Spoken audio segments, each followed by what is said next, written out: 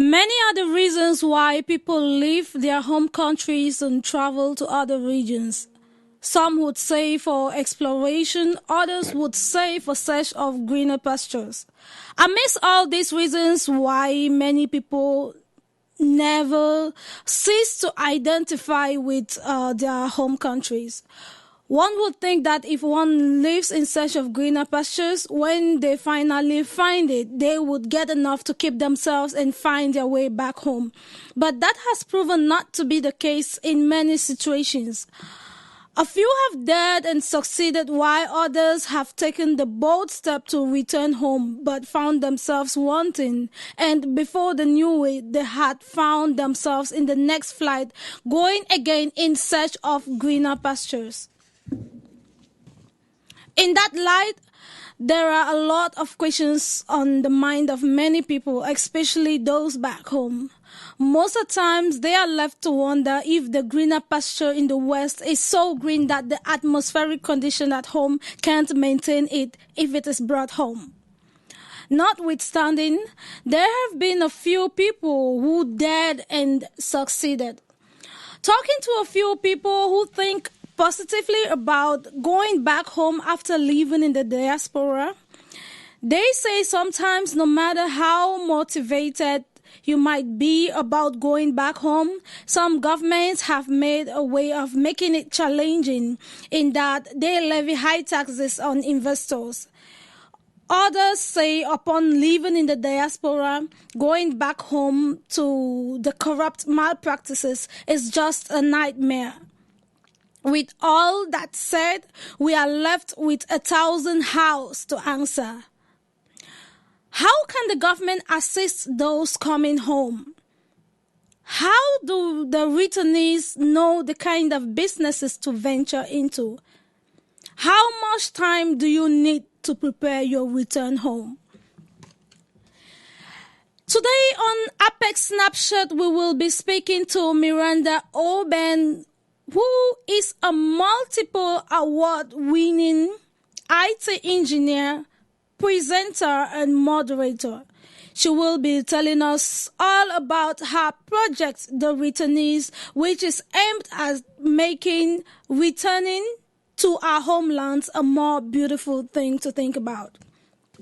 The time by our studio clock is exactly 13 minutes past 8 a.m. and it's also exactly 13 minutes past 2 p.m.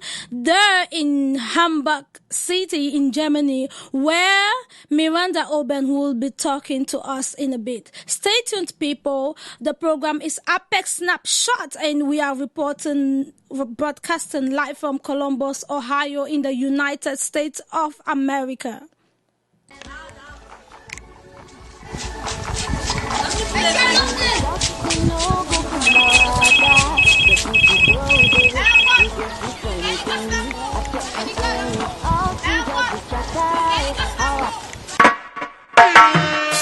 This life is a journey that we gotta pass through.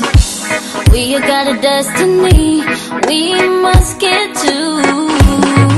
So why some people gonna try to change the destiny of others? But you know, if them alive is in you, nobody can stop now. Try to catch me, you love the way you boom them, I may see them run, them go fly. Try to catch me, you love the way you boom them, I may see them run. For you I've been a Rastafari, Rastafari, Rastafari, Rastafari. You I've been a Rastafari, Rastafari, Rastafari, Rastafari. Never ever do me well, yo. That's why I am trusting everything you do. You're so generous, that credibility, you have got it. The way you fight for me no doubt it. Daddy, me no doubt it. Daddy, me no doubt it. Me ain't never gonna see no misery, 'cause I'm a radical for you. You see them run, them go fly, and they try to catch me. You love the way you boom them, I may see them run. For you I've been a Rastafari, Rastafari, Rastafari, Rastafari. For you I've been a Rastafari, Rastafari, Rastafari,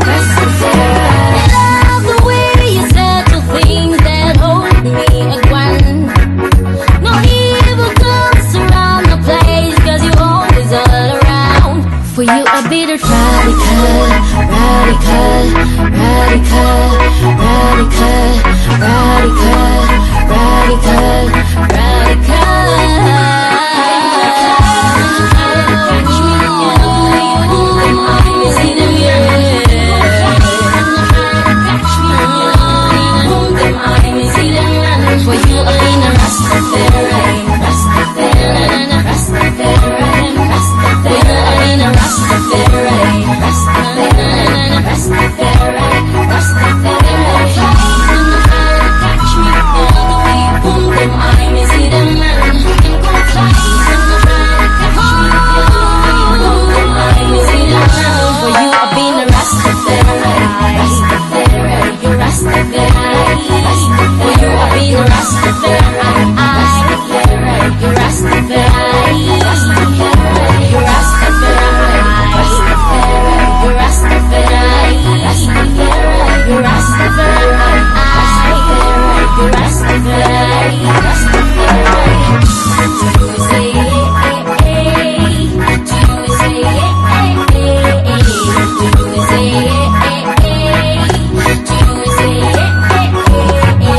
this life is a journey.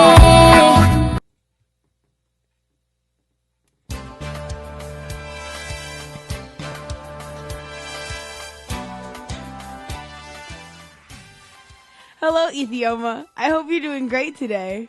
I guess not, Akosia. That's true. You don't look so pleasant. What's the problem? Well, I'm terribly hungry. Hungry? There's food everywhere.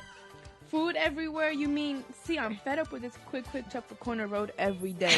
Now you're talking. Now I'm talking. Yes! I have a Oh, solution! Jesus, what? Follow me home. My mom is making benku and okra soup. Bank who? Say that again. Benku and okra soup, silly. Banku and okra soup. Okay, which one is this? It's a delicacy of the Ashanti tribe of Ghana, a West African country. Come with me. I bet you'll love it. Wow, My mom will gladly show you the recipe, and then whenever you want it, you can just make it. that would be exciting. I'm excited and salivating already. Are you sure? Of course. Just like banku and okra soup, Akosa gives you the recipe of the most desired African dishes on Delicacy. Delicacy is every week on APEX1 Radio. Join us on the APEX1 Radio dining table, then we shall dine together.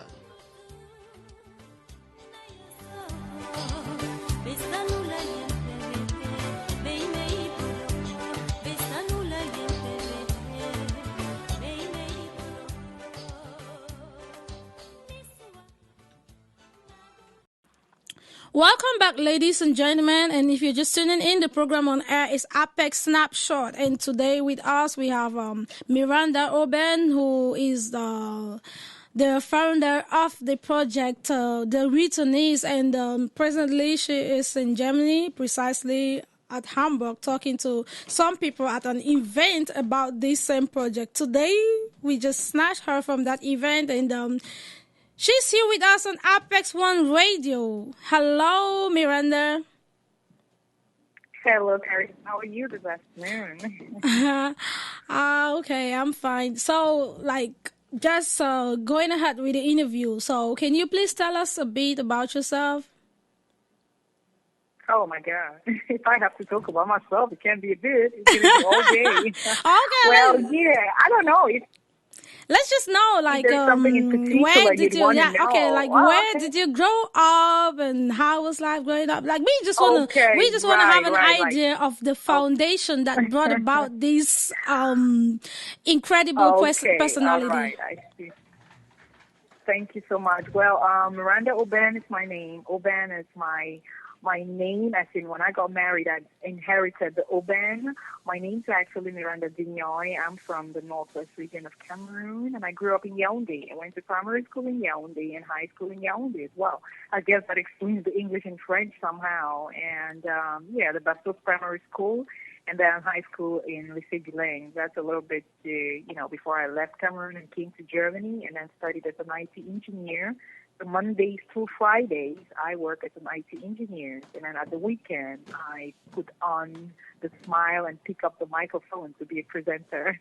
Wow, that's so inspiring. So yeah, talking about you being a presenter, when did you actually discover your love for public speaking? Well, that's a question it's one of my most recurrent questions in interviews. I didn't really discover it. I always say it's people who found that in me. You know how it would be an event and something will be going on, either there are Cameroonians or Africans present, and somebody would just be like, hey, Miranda, why don't you just present it in English? And then somebody's like, why don't you just do it in French? And then the next person is like, well, since you speak German, how about you just do it? So it was first Cameroon, and then it became Africa somehow, and then you realize people found that in me, and they kept pushing me in this direction. And after a while, I'm just like, okay, if you think I do it well enough to cover these events, then please, I'll do it for you at my weekends when it's my free time. That's when I represent the country or the continent. Yeah. Okay, so that drives people found me. that in me. Yeah, that drives me to my next question. How do you manage being an IT engineer and being a presenter at the same time? Because sometimes you might try to be a presenter at an IT job. So, like, how do you manage both careers?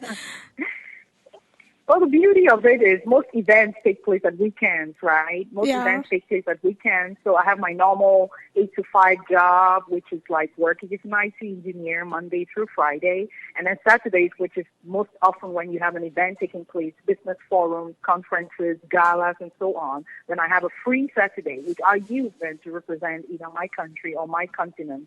Well, and then when it comes to an event which will maybe be very important and of really high magnitude and take maybe a week, that is when I would use my holiday. You know, in Germany we have about 6 weeks holiday, or at least I have 6 weeks holiday in my contract. And holiday for me is always the time I use to do something for my country, to do something for my people, to do something for humanity. So, yeah, that's pretty much holidays. I use that time then. And of course it takes a lot of discipline, all this, so you need to have someone who has got your back. And that will be my husband. So he's like supporting me in all this. And yeah, so that's how I try to make it work. A lot of discipline, a lot of support from my husband, and time, working out really well with my timing and everything. Yeah. Okay, that's pretty interesting. That sounds like a very exciting lifestyle for me. So yeah. So talking about the reason why we all are here today, the reason why you're in Hamburg today, the reason is, what inspired you to come up with such a project? You have got good questions, you know. What inspired me to come up with the reason is I believe, you know, I believe most of us, or if not all of us, are born with a purpose. You know, we're born with a purpose, and all we need to do is, you know how you would get to know someone the very first time, and you need to know who is this person, who is Carista, how does she work, how does she function, who is this person on this earth. I had to take the time to understand who I am, who am I, why am I here, and I realized that in most cases, this fact that I always have to do something which helps humanity in one way or the other, be it kids, be it women, be it, you know, just helping my country, helping my continent, kind of got me with hosting so many events in the world with a huge network of people. You know, people from the youngest to the oldest in the country. Like, I ended up with such a huge pool and realized that when I go home in Cameroon to host these events, most of the people I meet there have something in common. At least the visionaries there, they want to build the country in a way. But the problem is they're kind of dotted here and there. Everybody's just on their own somehow. Yeah. There is no big, huge platform which is bringing especially the diaspora together with the people who are in Cameroon. You know, people who never left the country, but they're working hard, they're fighting hard to make sure that things work in that country. So I decided, if I have this pool, this network of people in the diaspora, and I know these many people as well in Cameroon, how about I just being that bridge, which is going to connect the diaspora and home and make things move forward? How about Carista having the network I have? How great would it be if she can pick up her phone and just call the next person she needs for a project It's going to speed things up. It's going to help us. It's going to help our children as well. So I just believe I was just placed somewhere for a bigger purpose. And I'm just realizing what that purpose is. So, you know what, I'm dedicated, right? Yeah. So I'm onto it. I'm onto bringing the diaspora with the home-based Cameroon in a huge connection, a link, a bridge, which is going to help the nation. I just give it within 5 years to see how it's going to go. Wow, that That's what sounds inspired me. like a lot of work to do, Miranda, and thinking that it's you, it's a woman, it's a sister that is out there at the upfront of this. It's amazing. So yeah, from the time you created this concept in your head to when you actually started laying the groundwork for it, like how long did it take you from the inspiration to That's a very either good question, to Carista. actually That's realizing? amazing question. I haven't even had that question. I mean, I've run through interviews, but this particular way you put it, I've not had it. You know, what I say is God has a way of talking to someone. You need to find time sometimes to just listen. You know, like my dad would say, he would say something like, listen when he's talking to you. So it crept in very quietly. I mean, if it's 2 years ago, 1 year ago even, if you had told me about the returnees, I would have been like, what is that? But slowly, as it's manifested and I started the project, I realized it had been going along in my mind, my subconscious mind somehow. Because in 2013, you won't believe I wrote an article with a very great friend of mine in Canada, Leah. Leah and I wrote an article. But when I started with it, I told Leah, I want to talk about this idea of being in the diaspora, kind of juggling between job, family, and all that. And then when you go back home, what difference it would be, what impact it would bring. So slowly, I realized in my mind, I've always had that somewhere. But when it comes to the Returnees project itself, it was basically towards the end of last year when I thought, hey, when I go to Cameroon, I want to know what it is like to fit in. What if I pack, if we, my family, packed their bags and we had to go back home? Who is going to welcome us? Who's going to show me around? Where can I learn from? Is there a pool of best practices? Is there a network of returnees themselves in Cameroon connecting with the home-based Cameroonians and the diaspora? So it took me about 4 weeks last December to find out that there is no such thing going on in the country. So I thought to myself somehow in February to get this going. So effectively kicking off the Returnees project was February this year. But of course, like you said, it's a lot of work. So it's only thanks to the network I have across the world that I'm able to be putting it up the way it's working right now. Thanks to people like you talking to me today to have your listeners know about it. So it's just that network that is making it happen. Okay, yeah, talking about the network, I know sometimes when you have an idea, especially when you're someone who has a very good cognitive thing going on. So when you have this idea, how do you transmit that idea to this network you're talking about? Because it's not easy to get people to reason or to be at the same pace with you, because like given if you have to work on a project like this, then you guys have to be on a common ground. Like how do you actually get all this inspiration into their minds? That's a very good question. I mean, I'm enjoying this interview, you know. What is mentioned here is a common ground. Yeah. A common ground. And that is it. That is it. You have to find people who, you're not convincing the people about the project. You have to be able to intuitively, you know, your intuition is there. You will find people who understand the purpose and understand the vision. It doesn't take you 2 minutes to find out who it is who would go with you, go along with you. There are usually 3 things when a project kicks off. Why is it happening? And then you go to how do you want it to happen? And then what are you actually doing with the project? So when you take it with the why, most people do something because of the why. Okay. So if you can find people who believe in it already, who are having it already in their mind somehow, to bring that change, to make a vision come true, to make a project come true, to help a lady whose kid is sick, or help another child go to school. People who are already having that one love, that humanitarian heart will understand exactly where you want to take the project. So instead of finding people and trying to convince them about the project, what you do is listen to your intuition, and it will take you exactly to the people who understand where this is going to go. So just like I or my team is reaching out to people, we have emails coming in from people who have understood the vision and they want to join.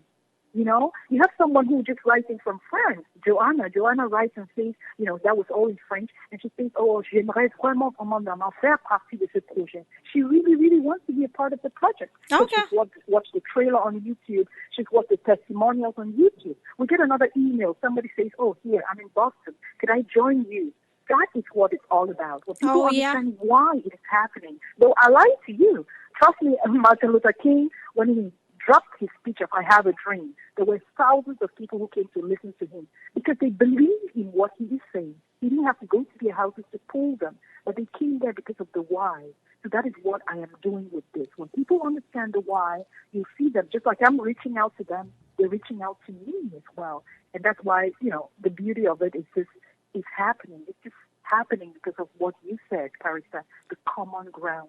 Okay. Common ground, the reason why it is, yeah. Okay. Thank you so much, Miranda OBEN, as we move forward. Yeah, I would like to know, because you talked about global impact. So I would like to know, so far, how many countries are involved in this project?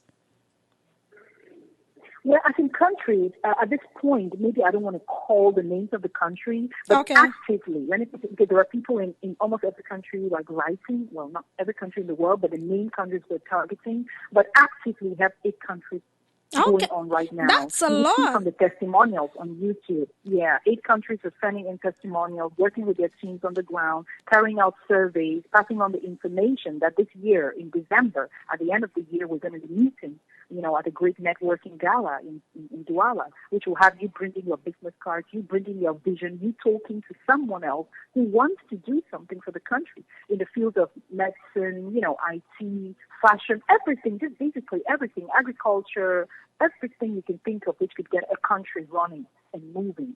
That is what we want to talk about. Renewable energy, just about everything. So you have every sector which is interested coming on board. And so far, active participation you will see on YouTube videos is from 8 main countries in the world, of course, including Cameroon and Germany and the U.S. Okay, so why did you choose to do this project in the form of a documentary?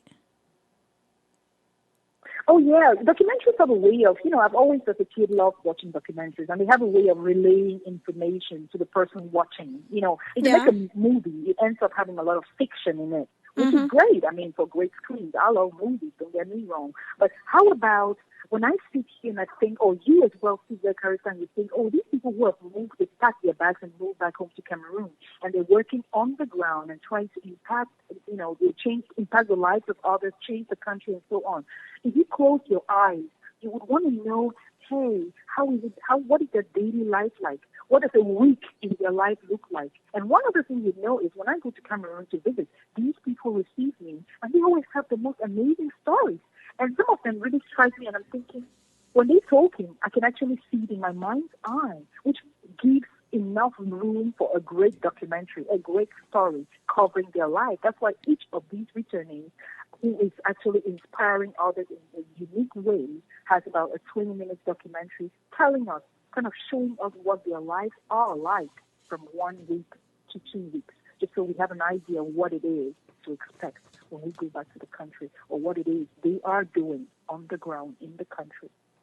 Okay, and given that you are mostly dealing with African countries, and knowing how it gets political in Africa, and knowing how difficult it is to penetrate the corridors of power in Africa, how are you working with government, with people in good office, to see how this project actually pulls through, to see how they are involved in it? So far, what have you done in that perspective?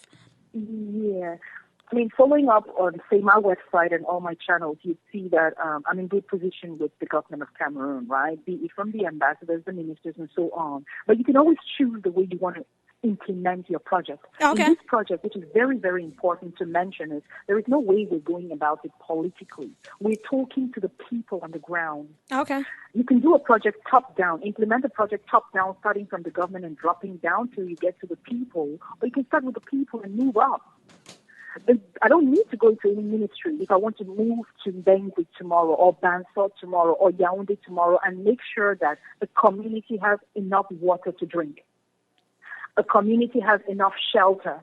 A community has electricity. A community has kids going to school. I don't need the government for that.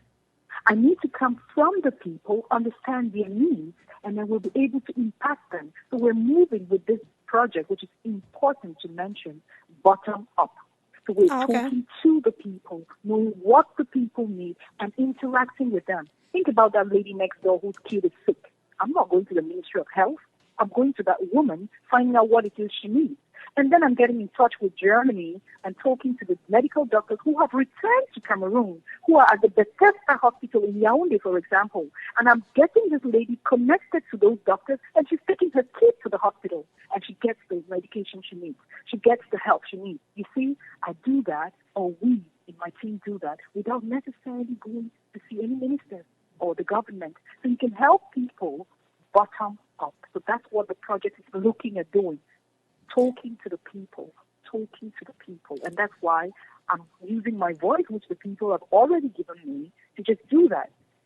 A WhatsApp message comes through and says, oh, my father-in-law has just had a crisis and he's lying in the house down. Give me the name of a medical doctor. Thanks to the network again, Carista, you can immediately send the message and they will call and they receive at the hospital within the time it takes them to get to the hospital. That's what we're talking about in this project. Connecting home-based people, the returnees, and the diaspora, but we're working bottom up from the people. We're not having any paper signed. We're having the people, looking at the people. Sorry, I'm getting a little emotional. No, it's looking okay. at the people, asking what it is they need. What is it that this lady needs for her girl to go to school? If she has 4 kids, and she can only send 2 boys to school, why should she keep the 2 girls at home? If you and I have stayed at home, we won't be here talking on this interview, Carissa. So that's what we want to do. Does it take 5,000 francs to get the other child to be registered at school? 15? 20? Then you get in touch with the UK and you talk to Bridget Benjamin, for example, who is looking at making sure that girls in Cameroon get education. And then she sends the help we need for this little girl to go to school. That's how we're working with this project. That's how we're building bridges. That's how we're building sustainable bridges. So that in 5 years, you and I are telling another story, and in 10 years, we're telling a bigger story. The life we've impacted just because we reached the people. Yeah, trust me, if this doesn't motivate someone, then I don't know what else will. Again, if you're just tuning in, the program on air is Apex Snapshot, and we are broadcasting live from Columbus, Ohio. Today, the 17th day of September 2016. The time by our studio clock is 8:55 a.m. and it's exactly 2:55 p.m. there in Hamburg, Germany, where Miranda OBEN has been talking to us all this while. So, yeah, to continue, Miranda OBEN, does this project, the returnees, also influence, or should I say, does it also have an impact on those who are still in the diaspora and thinking of going home, but they don't know exactly how to do it? Yeah, definitely. You know, what I always try to say, or what we in the team try to say about the project is, we are not putting any pressure whatsoever on the diaspora, telling them to go home. Because you can still be home without necessarily packing your bags and going and sitting there. You can prepare your way to go home as well. You can sit here and have a way of reaching, like I say, reaching the people in the previous question. So I believe the diaspora will find their value in this project. You won't have to tell them. If we do it the way we want to have it, they will understand and get the right message. They will know when they get into Cameroon exactly which door to knock, exactly who to talk to, exactly what to do when they start preparing their return. Who is there to welcome them? If there is already a huge platform and a network which is connecting the diaspora, the returnees, and the home-based Cameroonians, at the end of the day, we won't be looking at who is sitting where and not doing what. We will just see great impact from all that we will be doing. Because you could spend, I have a lot of people on the pool. You see some testimonials like from Shasha Barton. Shasha is 6 months in Berlin and 6 months in Yaoundé running renewable energy projects with investors from all over the world, impacting the country. So it's not telling the diaspora necessarily to pack their bags and move and go and sit home. You can still go back and forth. the way you want it. But then for those who are there, what we're doing is we're shining the light on those who have returned, because they are the ones to act like that bridge between the diaspora and home. They are the ones we are celebrating with this project because they are the connectors for us on the ground. They are the ones who understand Cameroon and understand the West as well. So that is, everybody's going to find their, kind of like something great about the project. So we can't even pick on one thing or the other. So the most important thing is have us implement it as well as we're doing, and you will see those emails come pouring in. You will have those testimonials come in. You will have the ambassadors writing like they're doing. You will have the ministers writing like they're doing to other diasporas and asking them to be motivated. But first of all, we have to do what we're doing best with the returnees who are already in Cameroon, shining the light on them, celebrating them, and they will in turn talk to the home-based Cameroonians and the diaspora and connect everyone in a strong bond. That's what we believe. Okay, so in your opinion, what do you think hinders people from going back home? Because I know some people already made up their minds, but what do you think draws them back from making that step? Well, I wouldn't give this as my opinion, as in Miranda OBEN's opinion. I'll give it as in what our statistics indicate so far. Our statistics indicate so far that the diaspora would love to go home. If top on the list is usually a job. Okay. If I have a good job, I'm going to go back home. And then a good job means we want something reliable. You don't want to go back home because you've got a good job, and then 3 months later you don't have a job, and then you have to start, struggling to make ends meet because you didn't prepare your way back home. So they want to go back home, but top on the list, Carista, it is that idea of employment. Employment is top on the list. Everything else falls in place if you get a good job home, or if you can create yourself a good job home, because don't forget about that. You can do that. You don't have to go home and be trying to fight the little jobs that are there for the people who don't even have enough. You go there and you're scrambling for jobs. Yeah, I love people who go back and whatever it is. Bring up a lovely fashion industry and make clothes for people and employ others. A job these days is not only sitting in the office. You could go into agriculture as well. There are so many sectors that people are branching into. And so what I do is I really find it amazing that the top problem is employment, and everybody has their way of dealing with it. Are they going back to scramble for jobs? Are they going back to create employment, which is the most effective?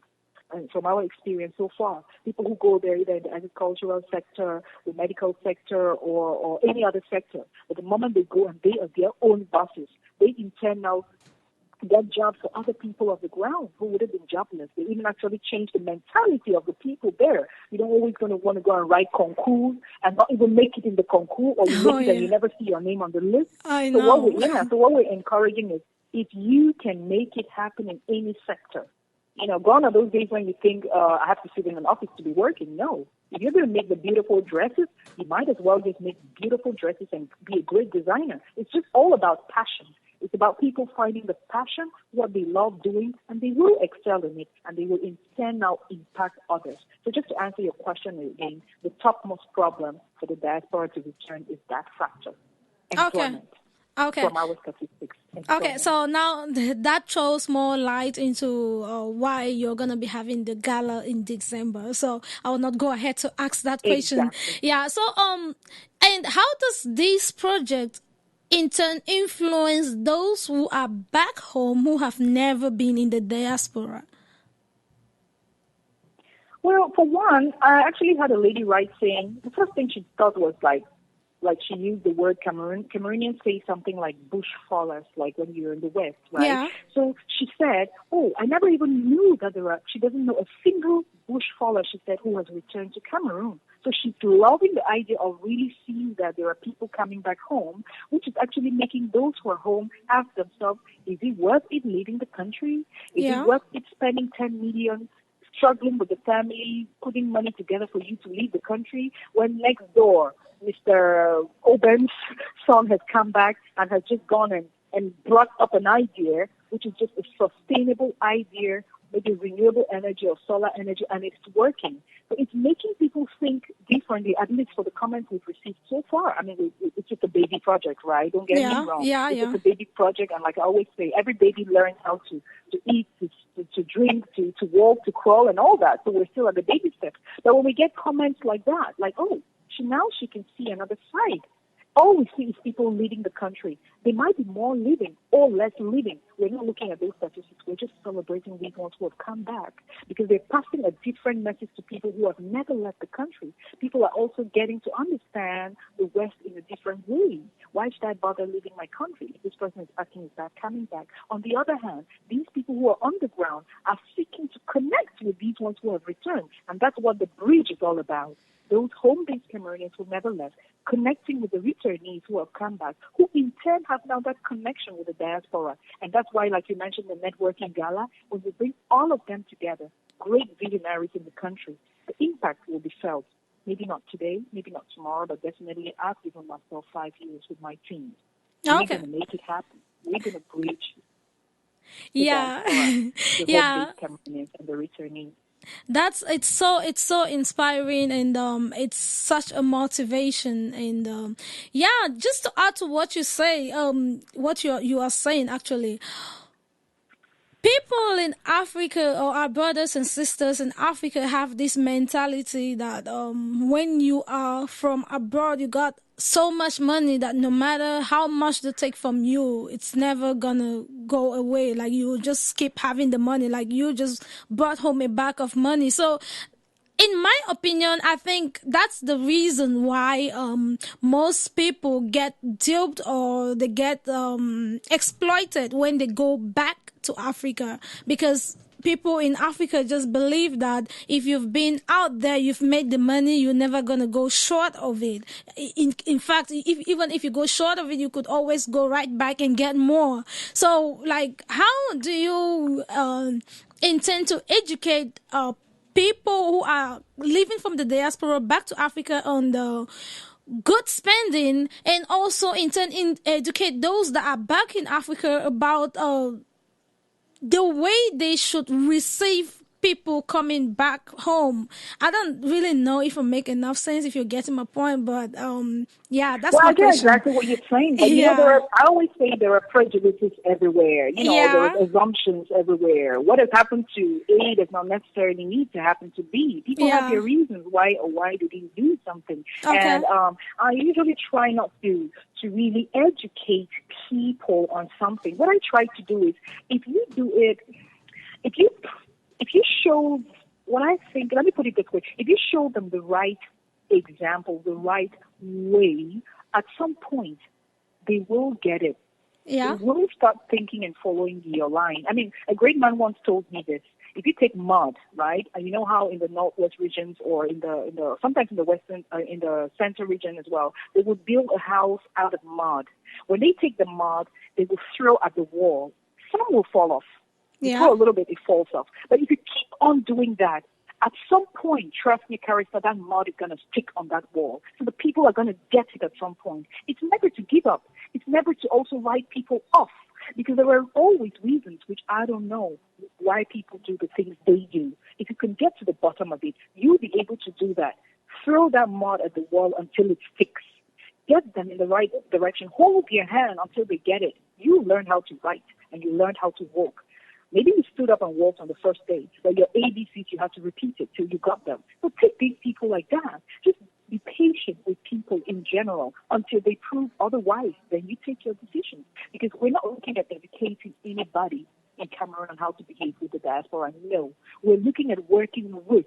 We're looking at forming a pool which we see as one. We're looking at finding people, like we said earlier on during this interview, to find people who understand the why you're doing something. If you find people who understand the why you're doing something, you won't really need to spend time explaining, because they will catch on. They will catch on with the vision, and before you know it, they will explain the vision to you. So it's always finding the right people, making the right decision. And don't underestimate your intuition. The moment your intuition tells you, maybe I really shouldn't work with Mark, think about it. Why are you having a feeling you shouldn't work with Mark?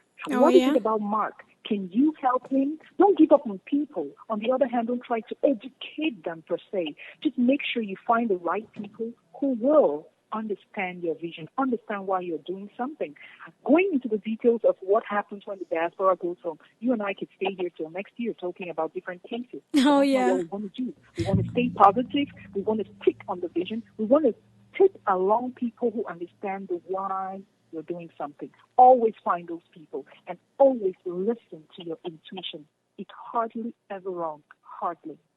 Okay. Thank you very much, Miranda. It has been a very interesting interview with you. And as we draw near to the end of this interview, I understand you have a lot of other projects going on, and you might just want to tell us a bit about each and every project so we can have an idea, because a lot of people are really getting interested, and they really want to get involved in this whole movement you're creating. Yeah, when it comes to my projects, I would say two projects which I especially get very emotional about, and that's the project in Germany which is called Our Kids and Their Future. Now, this one follows up the kids, the migrant kids in Germany, you know, their education, how they're settling in different regions of the country, you know, assisting them and assisting the parents as well, and having an annual forum at which we have these kids, pretty much teenagers, who sit on the panel and we talk to them, you know, and then we move from region to region. So that's one project, Our Kids and Their Future, migrant children in Germany. The second project, of course, is this Return Needs project, which I really, really, really dearly hold at heart, which is a very important project. If you look at the communication which has been in my inbox per email, my inbox per Facebook, my WhatsApp, and everything. And if you look at the intensity with which I have had exchanges the past 2 months, you'll understand that a lot of people have understood in which direction we want to go with the Return Needs project, the vision we have for it, the vision of connecting the country. The reason why maybe it's working so well for me is I'm getting support from a lot of people I've had to host events at. Not wanting to call names, but Cameroon's best football player, Wow. Cameroon's best musicians, all these people who have had to give me the microphone, let's put it that way, to be the voice for their events, have understood or have taken another meaning to this idea of the voice. This fact that you can actually take the people along with you just by talking to them. So these two projects, I would just mention these two, Carista, are very important to me. But then on the other hand, in the diaspora, if I have to list the number of other associations, like, let me just take Shepherd Germany. They have to release their magazine. And to be the editor of the magazine means getting 42 pages ready before it's published. And when your name is on that magazine as editor, Miranda OBEN, you will do everything it takes to make sure it is excellent. Because that's another thing about me. I don't know how to do it halfway. I have to do it till the end. So you will be the editor of the Shepherd Germany magazine. You'll be the initiator of the Return Needs project, and then you're doing Our Kids and Their Future. But of course, with good spacing. Because we're talking now just the Return Needs project until the end of the year, and then pick up the next one. So there is no time when my mind gets idle, per se. The great thing about it is it doesn't take much effort for me to also have it happen, because it's my network doing it. Okay. But 2 pages of a magazine means I'm going to call this person who is going to drop an article. I'll write to this person who will send me a report. I'll write to this person who will send me pictures. And all I do is put it together and send it through. Because if I have to do it myself, oh my God, then I'll have to live 100 years. But the good thing is, within a week, I can send these emails out to 20 people. And when the articles come in, all I need to do is get them on the magazine, read through them, make sure they're correctly written in English, and then we have them published. Looks like a lot of work. But like I said again, it is my network doing it. It is my network making all this happen. It is my network making sure I look as smart as I do. Oh, yeah, you are indeed. Exactly. When I write to them and they respond, I always remember to go back and say thank you, because it's thanks to them. And like I read somewhere again, your network is your net worth. So my worth it's really reflective of the people I deal with, I talk to, So I'm grateful. I'm very thankful and blessed. And before all that happens, my equilibrium at home has always to be constant and on a good footing. That's why of course, at this moment, my husband is listening in as well as my son. He's 5, and I send them a lot of greetings and thank them for all the support, as well as the fans around the world, and you as well, Carista. Really great interview. Thank you, Miranda OBEN. It has been a very, very, very interesting moment with you. And all we can say here at APEX1 Radio is that we love you, we love what you do, and we will always do all what we can to make sure we give you 100% support. And keep soaring, and I wish you the best for the Returnees project. And just hit us up anytime anything comes up, anything you want to talk about. You could always get back to us here on APEX1 Radio, and we will always be very happy to have you around. So for now, we would say have a wonderful day, and I wish you great blessings and luck at your event today later on by 4 p.m. as you said. So, okay. Thank you very much for coming on air with us, and have a blessed day, Miranda. Thank you for having me. Have a great day as well, okay? And for all your friends, I look to, you send me their names for the 16th of December 2016 in Douala, so I could give them a special treat. Okay. Thank you very much, Miranda. Bye. All right, then. My regards to you and your entire team. Bye-bye now. Okay, bye. Yeah, it has been a very wonderful time there with Miranda OBEN, who is the initiator of this project titled The Returnees. It's actually a documentary which is aimed at making people who have returned back to Cameroon, to Africa, the returnees, it's aimed at making their lives a little bit more a little bit easier when they get back to Africa. So yeah, it's been a very emotional and inspiring time with Miranda OBEN. Man, that woman is smart. And I can talk to her the whole day and I won't get tired. And in case if you're just joining us, then I'm sorry, but I will hit you up when we have a rebroadcast of this show. And if you follow us on Facebook, then obviously you would know when the rebroadcast comes up.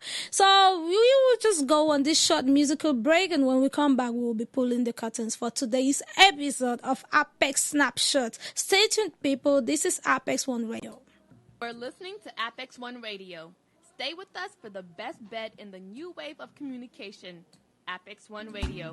Get informed, enjoy, and learn. We're listening to APEX1 Radio. Stay with us for the best bet in the new Musique Génération 90. Maman Brigitte Chantal. Ensemble, c'est la piste des danses. Serré, serré.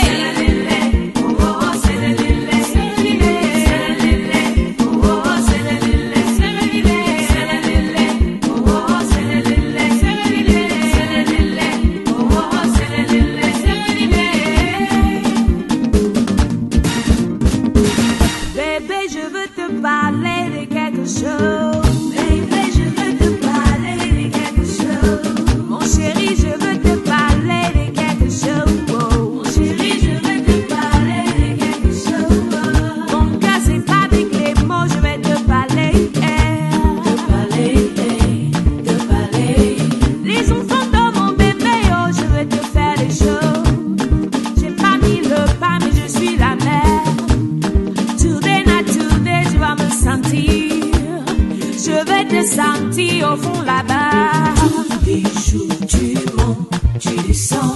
Tous les jours tu tournes, tu regardes. Tous les jours tu montes, tu descends. Tous les jours tu tournes, tu regardes. Tous les jours tu rêves, t'imagines. Tous les jours tu tournes, tu regardes. Tous les jours tourner, tourner, yeah. Tous les jours monter, monter.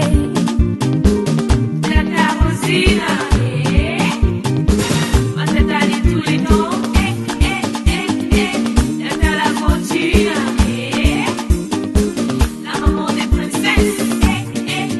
Toi-même tu connais, elle est sexy. Ton corps sur mon corps, on va danser serré, serré. Ton corps sur mon corps, on va danser serré. Ton corps sur mon corps, on va danser serré. Ton corps sur mon corps, oh. Ton corps sur mon corps, on va danser serré, serré. Ton corps sur mon corps, on va danser serré, serré.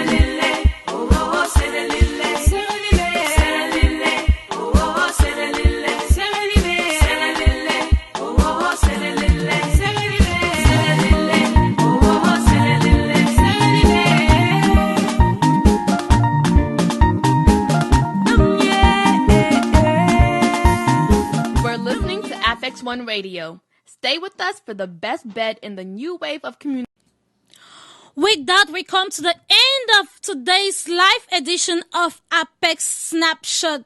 Our special thanks to our listeners in Germany, especially in Hamburg. Special thanks to all our listeners in Cameroon, in Minnesota, here in the United States of America, in Maryland, in Connecticut. This show was monitored by our entire APEX1 radio team, produced by Marcel Addick from Europe, and supervised by our very own Ernest Kenjo. I have been Carista LaBelle at the central microphone, asking you to join us again next week for yet another edition of your favorite show, APEX Snapshot. Until then, it's bye for now, but stay tuned to APEX1 Radio. More interesting programs coming your way, people. This is APEX1 Radio, baby. You're listening to APEX1 Radio. Stay with us for the best bet in the new wave of communication, new wave of communication, new wave of communication, new wave of communication, new wave of communication, new wave of communication, new wave of communication, new wave of communication, new wave